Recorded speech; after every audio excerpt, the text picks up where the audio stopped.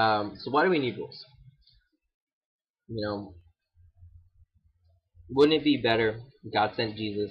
Jesus came down here, converted all our hearts, and just made us to follow him. We screwed it up before, Adam and Eve. Why not when Jesus came? Okay, round two, fix it. We have to remember, premise, God is love.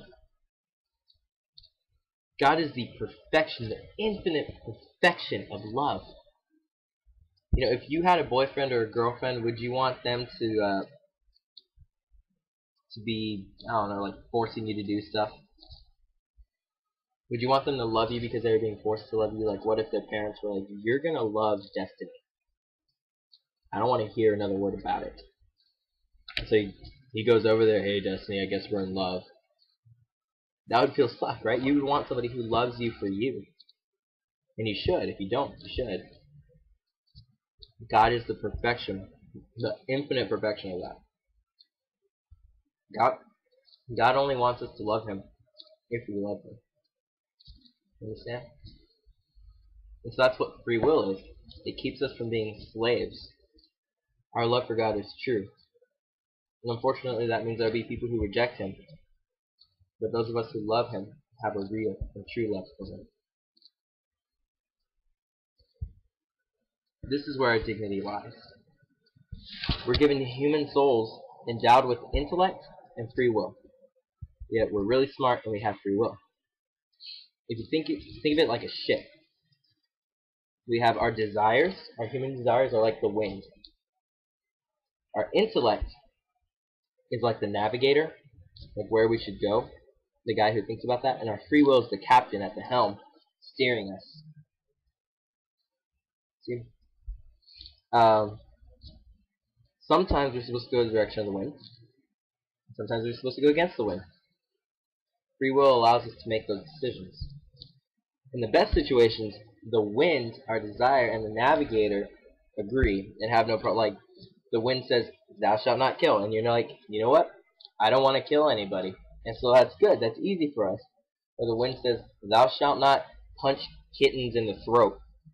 And you know what? I have 5 kittens. I don't want to do that.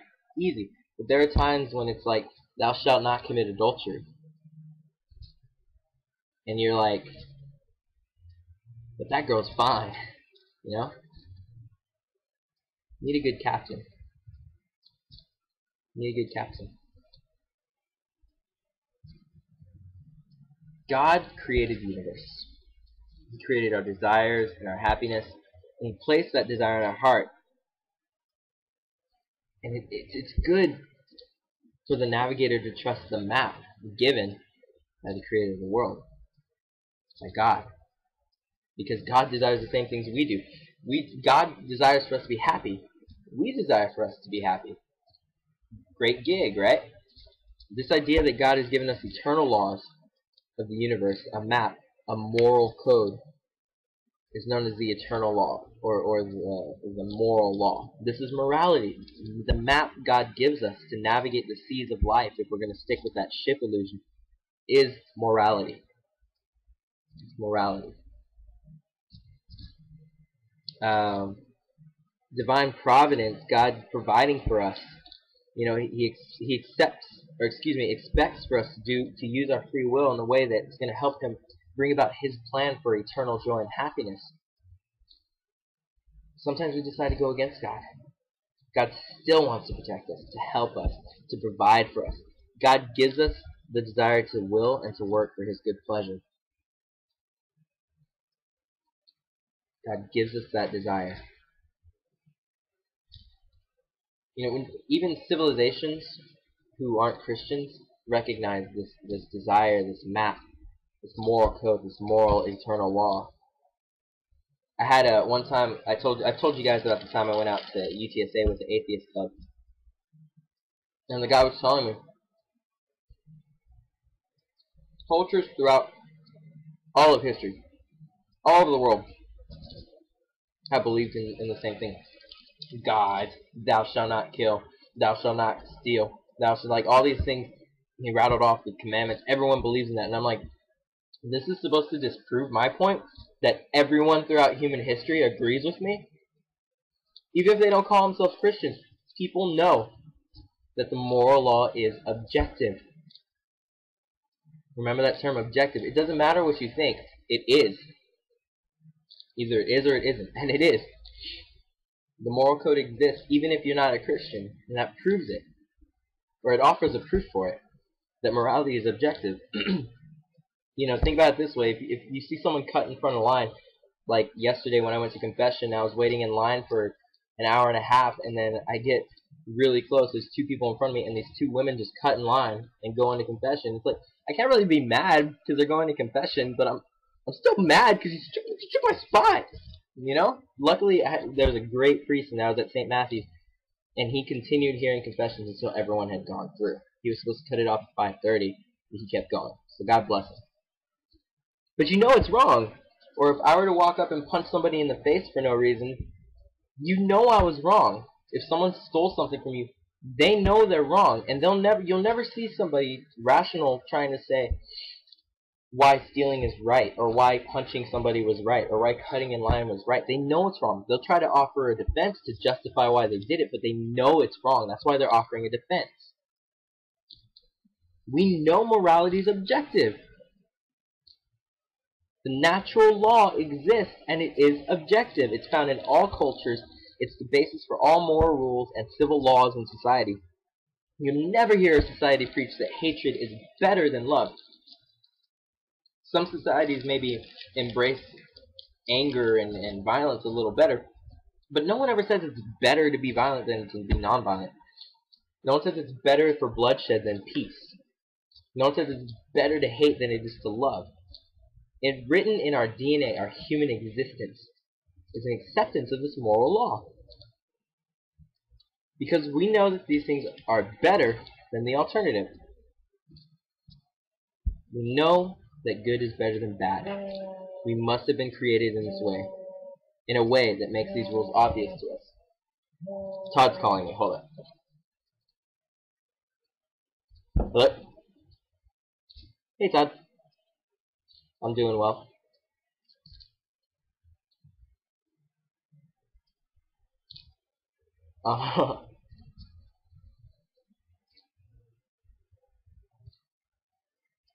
Okay.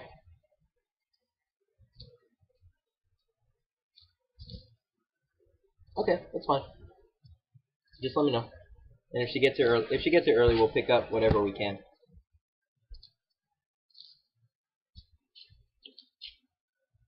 Alright, thanks, Todd. Bye bye. Well, that was rude, Todd.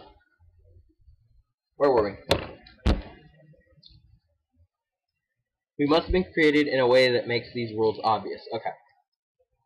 If we continue with the analogy of the ship, the moral law is like our compass. You might have heard somebody say moral compass. It tells us which direction we should go. And so what it comes down to is that we can't possibly know everything there is to know about good or bad by ourselves. We need the wind, the navigator, the captain, the map, the compass. We need all this stuff.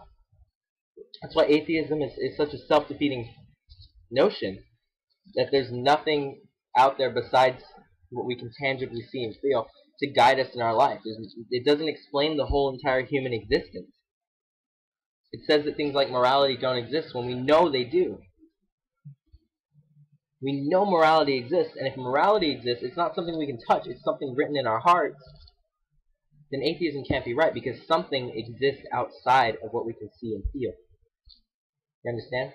If you don't, it's recorded. I can't explain it, so call me or something. The last point I want to make, if you're still awake. The Ten Commandments. Okay. The Ten Commandments are the foundations of moral law. These teachings were given to the nation of Israel under the Old Covenant and helped prepare them to bring forth the Messiah, Jesus.